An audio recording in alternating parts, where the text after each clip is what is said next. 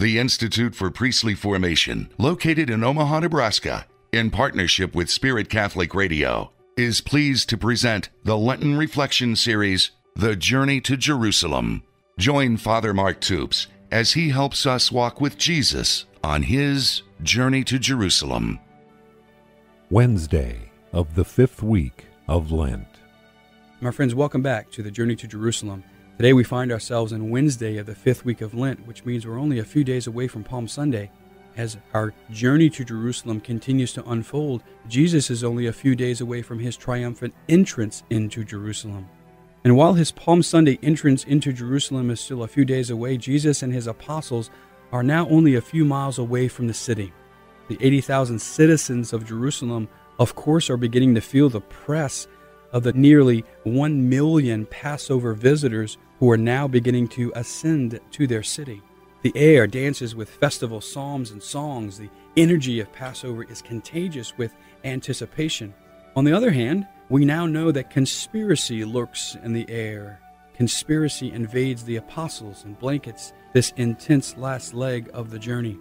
On the journey today, a startling news shakes the scene as Jesus finds that his dear friend Lazarus has died. Lazarus and Jesus were close friends, and his sisters send word to him in John 11:3 that the one you love is ill. The scene grimaces even more as Jesus now knows that Lazarus is already dead. For he says in John 11:15, Lazarus is dead, and for your sake I am glad that I was not there, so that you may believe. While death has captured Lazarus, Jesus is convinced that the Father's plans are for his glory. Thus Jesus goes to Bethany convinced of the Father's plans. And in John 11:17 we read, when Jesus arrived, he found Lazarus had already been in the tomb for 4 days.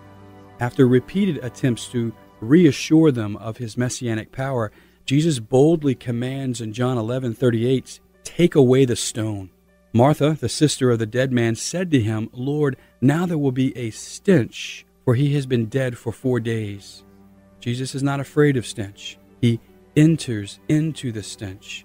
And Jesus proclaims, Lazarus, come out. The dead man, once consumed with stench, is now set free. Now, many of us have things in our life which we keep hidden in the dark. And there we have our own stench. And most of us are afraid of our stench. We keep the stone of our heart closed, and there, in the dark, isolated, the fear of our own stench grows. My friends, be not afraid. I repeat, do not be afraid. Jesus is not afraid of Lazarus' stench, and Jesus is not afraid of your stench. Jesus is not afraid of anything. He simply asks us to take away the stone, to open our hearts so that he may enter our stench. I would encourage you today to ask Jesus if there is a stone in you. I would encourage you to ask yourself if there's a stone in your heart. Ask yourself if there's something there that is of a stench, something that you're afraid of. All you have to do is ask, and all you have to do is give Jesus permission to enter in. He wasn't afraid of Lazarus' stench, and he's not afraid of yours either. For your prayer today, I would encourage you to pray with John 11:1-44, and be with Jesus as he enters into Lazarus' stench. And as you're there, as you see the scene unfolding, as you're one of those there, what stirs within you as Jesus boldly proclaims authority over all? What do you want from Jesus today? And as you pray the following prayer with me. Jesus, I long to love you more than I long for anything else. Give me the grace that I need to let you into every part of my life. God bless you. To listen to today's reflection again, or to order a copy of the Journey to Jerusalem booklet with the daily readings, the website is www.priestlyformation.org. Join Father Mark Toups during this Lenten season as he helps us walk with Jesus on his journey to Jerusalem.